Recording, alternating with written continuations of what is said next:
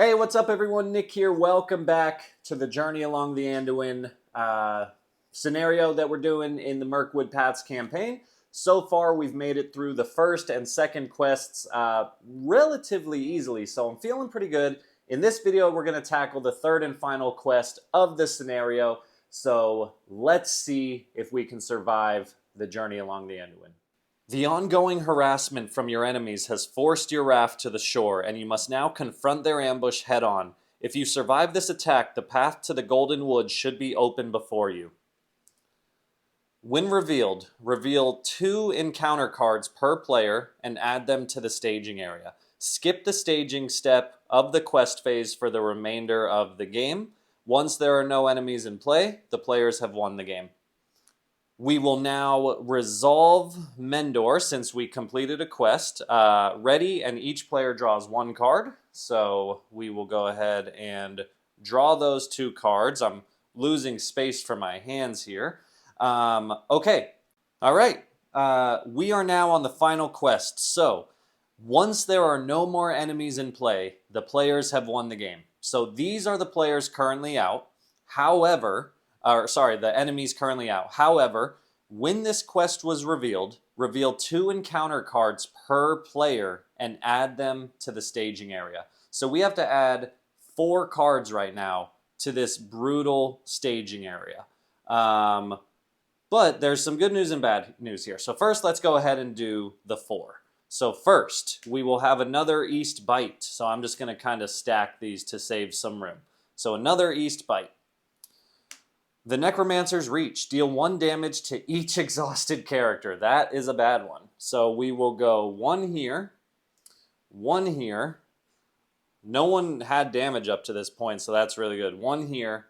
Oh no, Aragorn was not exhausted, so exhausted. 1 here. Oh, unfortunately, Henemarth is dead. He only had 1 HP there, so he will die. That's after quest resolution, though. We'll go 1 on Beravor, and we will go 1 on Denethor. That is why I did not... Oh, and 1 on Erebor. That is exactly why I did not commit our Daughter of Nimrudel, because if she took that damage, she'd be dead, and I need her to heal heroes. So, there we go. Every exhausted character just took a damage. That will be done. So that's 2 already. 2 already done. Here's our third. When revealed, this is driven by Shadow. When revealed, each enemy in each location currently in the staging area gets +1 threat until the end of the phase. If there are no cards in the staging area, driven by Shadow gains Surge. So this is actually really good for us because we've already resolved the quest. So the threat here does not matter, and Surge is not applicable because there are cards in the staging area. So we are getting very lucky right now, which I probably shouldn't say because we still have to flip 1 more card. We've gotten pretty lucky. 1 more. Here we go. Oh my gosh. Wow. This is insanely lucky. Treacherous Fog. Each location in the staging area gets +1 threat until the end of the phase. Each player with threat 35 or higher chooses and discards 1 card from their hand. So unfortunately, that will now hit us. We're going to have to discard the 2 cards we just drew. But we are now good to go. So that was all just the quest phase. Now we're going to move to the travel phase. And here's what's cool. For this quest, skip the staging step of the quest phase for the remainder of the game. So normally what you do here, the quest phase, you commit characters to a quest, then you do the staging step where you reveal cards, and then you resolve the quest. So what will happen now, if we even need to deal with another quest phase, which I don't think we do, we might. We might actually have to do 1 more quest phase, but no, I don't think we will actually. But essentially, what happens is you would commit to the quest, and you only have to worry about the threat that's in the staging area, but nothing new can ever be added to the staging area from now on. So as long as you have the threat to spare, you could just theoretically keep everyone uncommitted, take the massive amount of threat, and then finish off all the enemies.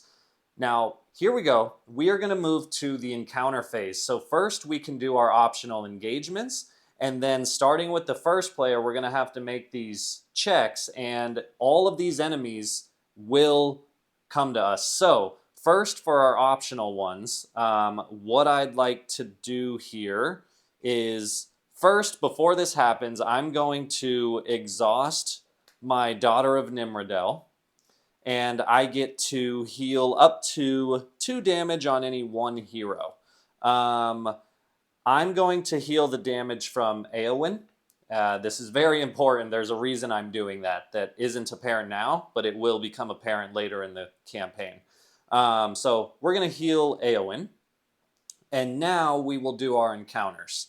So the Misty Mountain Goblins are going to come over here to this side of the board, and then the Eastern Crows will come over here.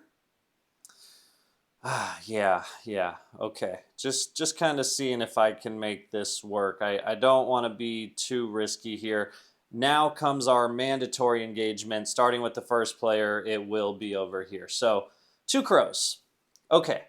All of our locations. Oh, I skipped the travel phase. That's worth noting. So, I skipped the travel phase, and now we will go ahead and do our attacks. So, we've done our engagements. Oh, this can go away. So now we will deal our shadow cards, starting with the largest enemies first. So the crows will each get 1, and our Misty Mountain Goblins will each get 1. Luckily, his ability no longer matters because we finished the quest, so he can remove all the progress tokens he wants. Doesn't matter. And so now our attacks first, starting with the first player. Now, I could win the game if I let these attacks go through. So essentially, if I don't block these attacks, I have enough on board to kill everything. The problem is, if I don't block the attacks, the damage has to go straight to my heroes. And I could potentially get a shadow card, which could really, really mess me up if it ends up killing a hero. Like, for example, if this gets a +2, then 3 damage to her, she's gone. So I don't want to be that aggressive. We've had very good luck so far. So this first attack, I will block with, let's see here. There might actually be a better way to do this. If he attacks there, okay. I'm going to block with Aragorn. So we're going 1 bird against Aragorn, because Aragorn can protect because of Sentinel. He has 2 shield. We're going to flip, and no shadow effect. So that was the risk I took. So no damage happens. Now this bird's going to attack, and I will go ahead and block with Legolas here. Just making sure that's what I want to do. I might actually block with Mendor, right? Yeah. Oh, yeah. I need to block with Mendor. So 1 damage coming at Mendor, and there is a shadow. Shadow. Wolf Rider attacks the defending player. That player may declare 1 character as a defender. Deal Wolf Rider. Wow, this is actually like terrible. That is absolutely terrible. I've never encountered this card before. So Wolf Rider. Okay, so the shadow ability here. Wolf Rider attacks the defending player. That player may declare 1 character as a defender. Deal Wolf Rider its own shadow card. After combat, return Wolf Rider to the top of the encounter deck. Oof, that is rough. That is very rough. After combat. Oh, so I can still kill him. Okay, so all right, so first he's going to get the shadow card. Then the crows will resolve. So 1 damage against 1 shield. Mendor takes no damage. So now our Wolf Rider is going to attack, and he's swinging for 2. I will, unfortunately, now this does mess up my plans. I'm going to have to block with Legolas. So Legolas, let's see, it's 2 against 1 shield. There is a shadow. Exhaust each damaged character you control.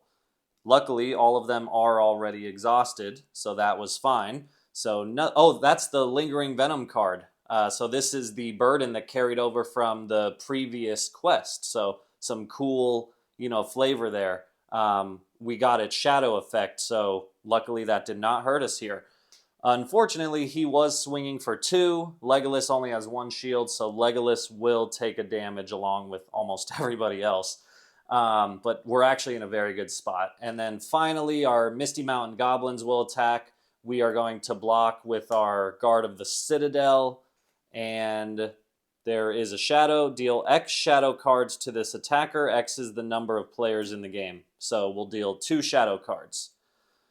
First, remove 1 progress token from the current quest. There are none, so screw you, goblins. And then finally, wow, a lot of shadow cards. Defending character does not count its shield. That's totally fine because we were chump blocking anyway. So we are getting well, it's actually been a good mix of bad luck and good luck. So those were all of our shadow cards. We blocked the attack. Our guard will unfortunately die, but I was prepared for that. Okay, now combat ends. Unfortunately, I have nobody left to attack, so this guy's ability after combat returned him to the top of the encounter deck, but lucky us, we're going to be able to bottom him with Denethor if we choose to.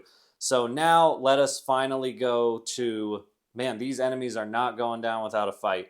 Let's go ahead and go to our refresh phase. We will ready everybody. We'll go up 1 threat. And we will switch first players. And then we will resource. So we'll go to 3 here, 3 here, 6 here. Tap Steward of Gondor. We're going to go to 7 with Aragorn. We're going to go 3 here. And we're going to go 1 here. Whoops. 1. And then we will draw a card. Okay. Well, where do I want to... That does not really help me here. So, does it? I don't think so. Oh, maybe it does. No, maybe it doesn't. All right, that's our hand. All right, so planning phase. What we are... Oh, did I... go? Yes, I did go up threat. Okay, so what we are going to do. So all we got to do is kill these 3 enemies. No more enemies are going to come out except for that annoying guy. And in the staging area right now is 1, 2, 3, 4, 5, 6. However, if Northern Tracker commits to this quest, this one will fizzle out before it even can... So I don't think we're really going to even worry about this threat here. We're just going to save a lot of blockers and finish the job. But we do also have that annoying guy. So what I'm going to do is exhaust Denethor, and we're going to take this guy and put him on the bottom of the deck. Okay, so planning phase. I guess, do I need to... Yes, actually, this is really good. Who is my usual blocker here? So Aragorn does block a lot. We're going to spend 2 blue resources off Aragorn to play Unexpected Courage. Attach to a hero. Exhaust Unexpected Courage to ready attached hero. I'm going to put that on Aragorn so that now he can both attack, he can defend, and then still attack. That's all we're going to do. So now we're going to move into the quest phase. All I'm going to do is I'm only going to commit with Northern Tracker. Because what that will do is each location in the staging area will get 1 progress token. So we'll go 1 here, 1 here, 2 here, and then this one only has 2 available, so this will immediately fizzle out. Oh, you know what I just realized? Hold on. Last travel phase, we have to travel to at least 1 of these, but that's okay. It doesn't block us from our quest here because the progress tokens we don't need progress tokens. So we did have to travel here. This one will still fizzle out, so this will automatically go away. And now we only have these 2 in the staging area.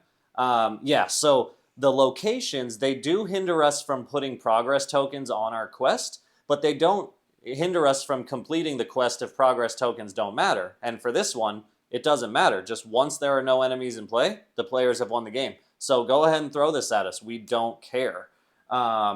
Okay.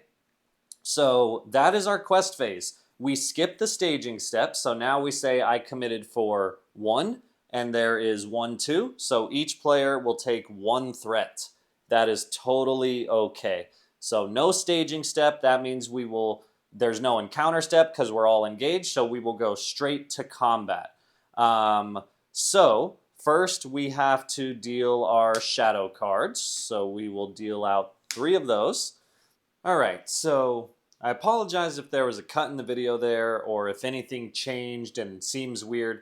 I have recorded this final combat phase twice, and the video, I've had a lot of technical difficulties with the recording process, and I've had to re-record.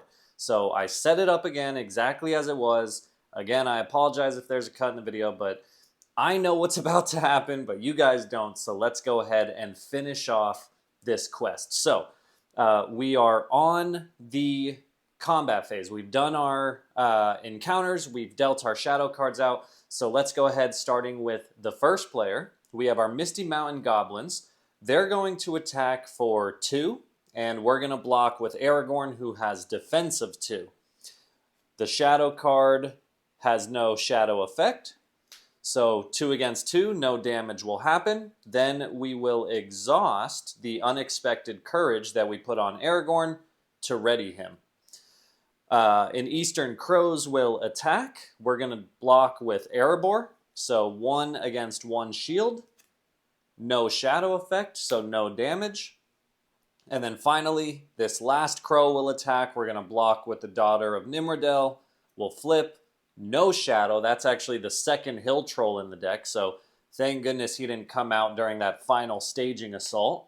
Unfortunately, 1 damage against her 0 shield. She will die. And now we can go ahead and go into our attacks. So first, Aragorn is going to attack the Misty Mountain Goblins. When he attacks, Valor will trigger. He has no damage to heal, but he'll ping the goblin for 1. And then 3 attack against 2 shield. That will deal the final 2 damage this goblin needs to die.